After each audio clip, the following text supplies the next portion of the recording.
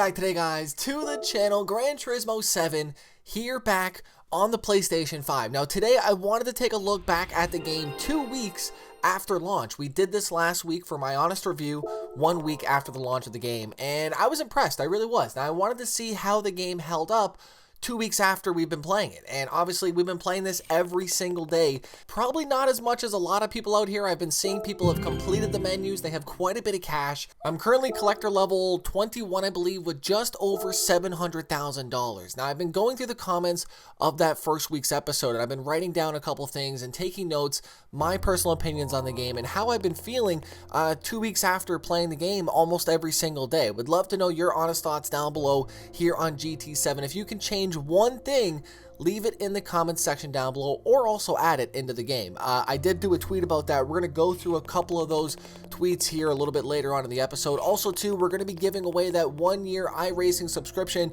at the very end of the episode as well too, so make sure you guys do stick around to see if you did win that. GT7 though, like I said, we've been around for quite a bit here now. 2 weeks is quite a bit of time. People have been playing it non-stop, and I wanted to get some feedback from the community, from the comment section, and see how everybody's enjoying the games. I managed to write down about 20 plus things, and we're just going to go over them for today on how everyone's enjoying the game 2 weeks after its initial launch on March the 4th. Now, before we start today, dad joke of the day coming from Random Guy last episode. He goes, "Dad joke, third try please. Notice, I got you today, sir. I got you." He goes, "What did the evil chicken lay? A deviled egg." Right? Okay, man, I'll give it to you. Huge thanks for watching for today. If you guys think you have a better dad joke, leave it in the comment section down below, and of course don't forget to slap that like button. So we are here 2 weeks after the initial launch of GT7. I've seen a lot of comments regarding the game, whether they be good or bad. I've just seen a lot of comments, but the main thing though, the main thing that I want to, kind of just stress, that everybody seems to be enjoying the game. Everybody just has constructive criticism, and I think that happens a lot with games that we just really love, and obviously Gran Turismo 7 is no different. We've loved this game since it came out way back 25 years ago, and we still love it today. It's just a matter of seeing the game progress and unfold, I guess, the way that people want it to see done. Obviously that always can't be the case. Game developers have their own perspective on the game and what they want in it, but hopefully our voices can be heard enough to have some of those things come in or be fixed in the game. And that's what I wanted to use this episode for today, 2 weeks after the launch, and it's starting off good or bad depending on how you look at it. But GT7 at the moment that I'm recording this, Thursday 11/25, servers are down at the moment. They're not working, which means you can't play GT7. It's an always online game, which we'll talk about, but yeah, so the servers are going down.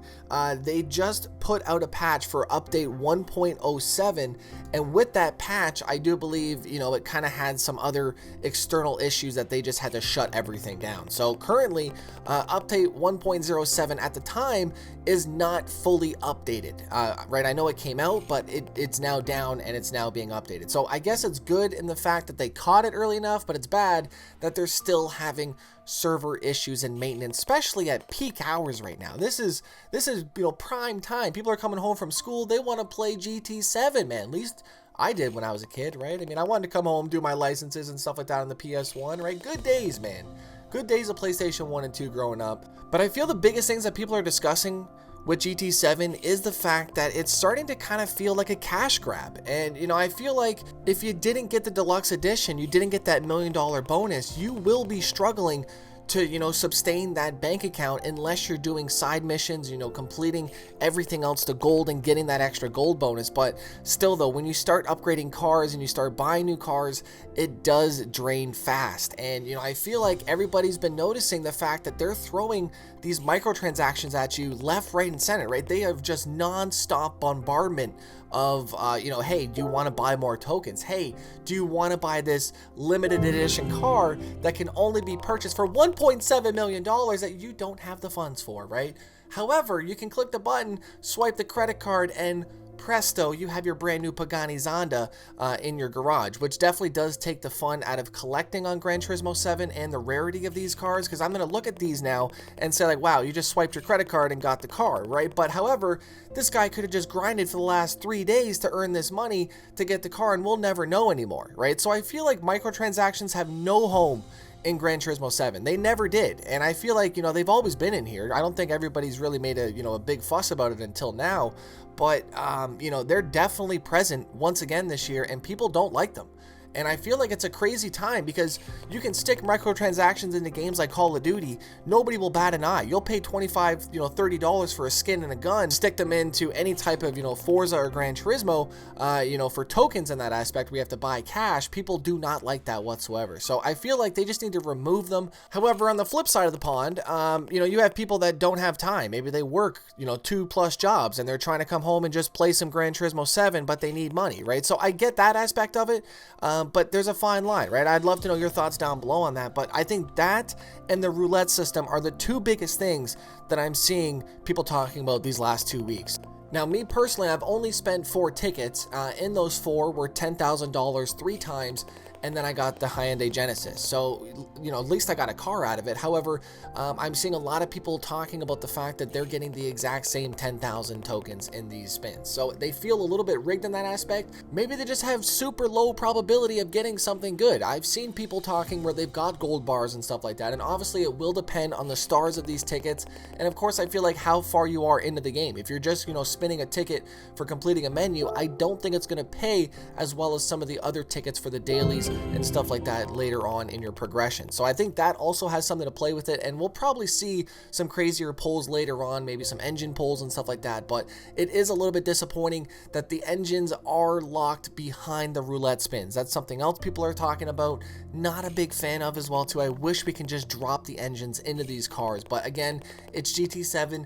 They did it like that. Must have been for a reason, right? These guys are smart out here, and hopefully it just keeps this game alive that much more. We want to come back and keep playing. And I think that is the main goal of Gran Turismo 7, to make this game stretch out, you know, 4 or 5 years in that aspect. So we'll see how it goes, but we did have that first patch on March the 10th, so it's nice to see that they were on top of the game. They fixed tire smoke in the online setup as well too, and a bunch of you know, single player missions that we were having trouble with. The hard tires were on dirt tires, and it was a weird mix up. It seems like they fixed all those licenses in the single player mission. So if you guys did have issues with those, you can now go back and it seems like they're fixed. And then the second patch they rolled out, which was 1.07, which didn't really look like a big patch, to be completely honest with you. It seemed like it just screwed up the game. So I don't know you know, exactly what's going on with that. If you guys have any insight, let me know in the comment section down below. But for sure, right, I mean, that also hinders what we can do. The always online function, you know, has definitely been for some a big problem. For me, it hasn't been, but some people don't have that luxury. You know, sometimes they're, you know, running off a Wi-Fi that's extended. Maybe they are just, you know, in and out of service, and, you know, it's a little bit frustrating when your game keeps crashing or going out offline online. I've been there. I've been through all that. I know the feeling. So it's definitely a little bit frustrating when it's always online. Maybe your parents are turning off your internet super late at night, right? And you can't grind those races that you want to grind. I get it, man. I've been there.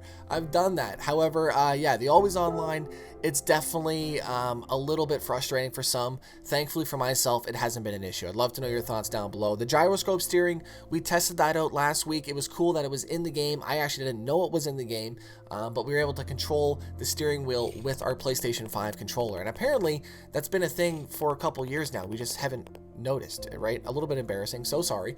Now, a few things that I've also noticed is that the car list isn't exactly up to GT spec. I've noticed a lot of people also voicing opinions on just lack of cars. And, you know, it's a little bit disappointing considering we were kind of hoping for the old GT back. You know, the GT with 3-4 Miatas, you know, we had a handful of Hondas in there, Toyotas, and just, you know, of a whole plethora of vehicles. I never really get to say that word because no other game like the original Gran Turismos had a plethora of vehicles, it felt like. It was just whatever you thought of, it was in the game. And it was a very crazy experience when you were that young playing a game of that caliber and being able to just choose whatever car you wanted. No other game did that back in the day. Unfortunately, GT7 does not live up to that hype yet, at least, right? Who knows what they're going to do for DLC, but I'm sure a lot of people like myself are a little bit upset that we don't have a lot of those older cars in the game. There's a lot of missing cars out there, and I think, you know, this goes kind of hand in hand, but there's also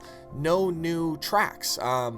right? I mean, we have a lot of tracks. There's some new ones, I guess, to GT Sport, but there's no new tracks, if you will, you know, in quotes. Maybe there was and I missed it, but I was really hoping for, you know, at least maybe, you know, 5 to 7 brand new tracks, whether they, you know, scanned them into the game or they just made them up themselves. But there was really no effort in, you know, bringing new circuits into the game, and it would have been nice. However, I get it goes into the online system, the rotations of the game. It's got to be competitive in that aspect, but maybe it didn't, right? Maybe we could have had a free roam track, or, you know, maybe a toge track or something of that aspect for online purposes. Flip side, how long would it have taken us to actually unlock that track, right? I mean, I'm still unlocking tracks. I'm 2 weeks still into the game, and yeah, it's definitely been a grind to unlock everything, but it's been a fun grind, and I think that's what makes Gran Turismo, is that kind of grind of playing. Now, mind you, I think a lot of people are a little bit upset that they can't choose their own cars and kind of, you know, upgrade what they want to bring into these events. You're kind of forced to use certain things. But again, I've been personally liking it. And then the main thing, right, you have your collector series where you have all your cars, you know, you can kind of see them all.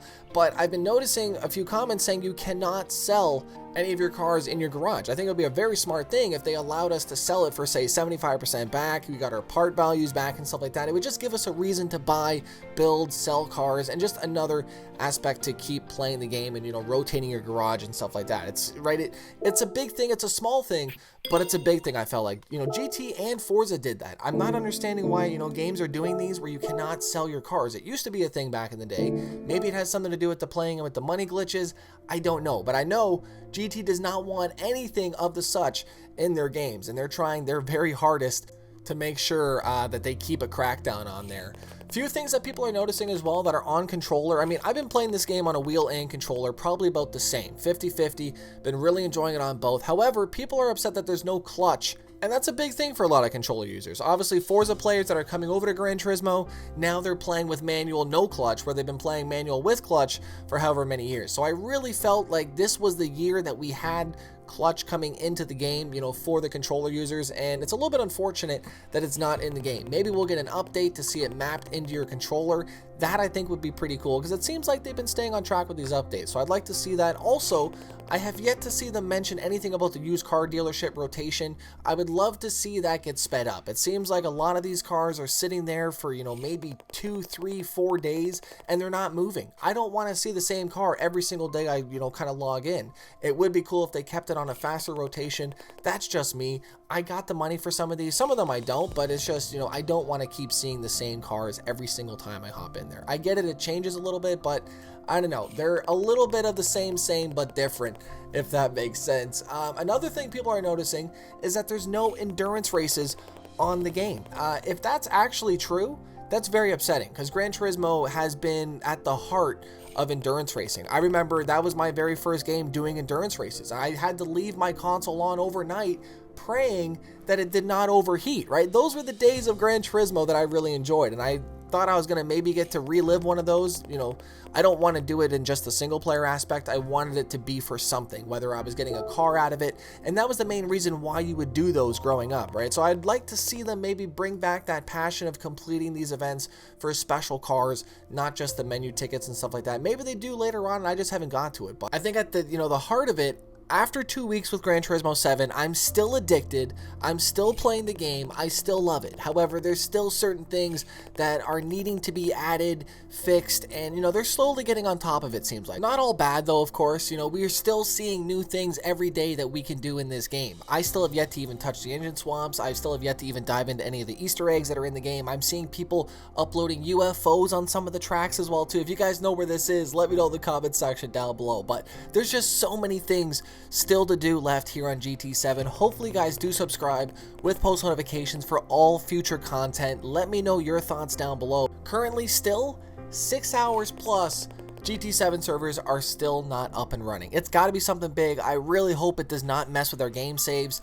We're pretty far in the game right now, man, right? Collector level 21. Let me know yours down below. We're about to draw the winner for the iRacing 1-year subscription giveaway presented by Next Level Racing. They sent me over their FGT Elite cockpit the other week. I set that all up, and it comes with a new subscription for new members only. I asked you guys to hashtag iRacing in this video here. You guys did so, quite a few of you guys, and we're going to draw a winner live. Go here, go to past videos. We've uploaded quite a bit these last 2 weeks. If you guys have missed any of them, definitely check them out. And in this episode here, building my new PS5 GT7 racing rig, I asked you guys to hashtag iRacing in the comments section down below. Look at all the iRacing hashtags. Everybody that wanted one, free to do. You just had to do hashtag iRacing. We'll go here, YouTube link, bang. And we'll go filter duplicates just to make sure we don't have too many. iRacing, good comments. How many we got? 100, 200, 300? Oh my God, 269. Let's get it. Big thanks to everyone that did submit into this, and good luck to everybody that did enter in. If you do win this, I will be going back to your comment and letting you know that you guys did win. Here we go, Lion Gaming. Hashtag iRacing. This man is the winner. Congrats, my man. I will be hitting you up on your comment and then asking you for your Twitter @ so that I can then DM you that key. Huge thank you to everybody that did come around for today's episode. I talked a lot today about a few things on GT7, you know, after 2 weeks of playing it. If you guys have a list of things that you are liking, not liking, leave it in the comment section down below. I asked you guys on Twitter what you thought, what you wanted added in or changed. The two biggest things that I'm seeing: give me back my tire smoke and add more tracks to the game. Right? That's all I'm saying. Let me know your thoughts down below, what you're thinking after 2 weeks of playing Gran Turismo. I'll see you guys back here tomorrow. Make sure you guys go ahead, slap that like button. I'm out. Peace.